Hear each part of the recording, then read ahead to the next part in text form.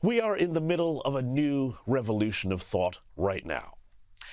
Last week, we saw the shocking images of statues vandalized and trashed right outside the White House, defaced by Free Gaza activists. But really, let's be honest, Gaza is just the cause du jour, like Black Lives Matter was 4 years ago. Remember, this is some of the most policed ground on the planet, with everyone from D.C. Metro and Park Police to the Secret Service able to do something about this if given the order.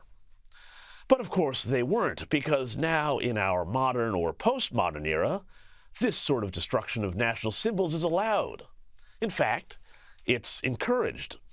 As U.S. commentator James Morrow described it, quote, affronts to statuary are revered expressions of justified anger over injustice, and the conversation is now over. He was being sarcastic, of course, but those in charge are happy for the old founding fathers, the myths and realities of American greatness, to be downplayed and trashed even, to create the space for a new order that uses words like inclusivity and tolerance, but is really just about socialism and soft, for now, totalitarianism.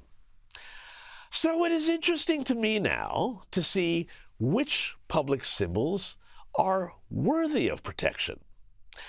Well, 3 teens in Spokane, Washington found out this week when they rode their scooters over a Pride Month rainbow display and left skid marks on it.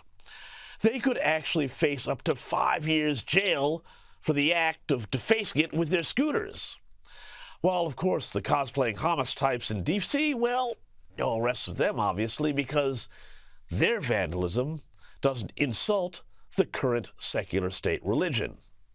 And now Lime Bikes has announced that their bikes and scooters will shut down if you try and ride them over Pride crosswalks, which are now apparently sacred ground, according to the new legal and political elite. Unlike, historical monuments outside the Washington White House and places like that. Look, I hate vandalism of any stripe, and frankly, I think Singapore goes too easy on the little buggers. But the double standard is telling.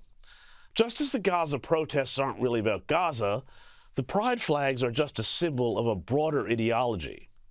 That ideology is rapidly taking over, and it is disorienting. But stories like these, and the contrast between them, and the double standards they reveal, do provide helpful guideposts as to where we are going. Namely, a world where all the old rules, the old order, the old heroes, the old certainties, the old values are torn down.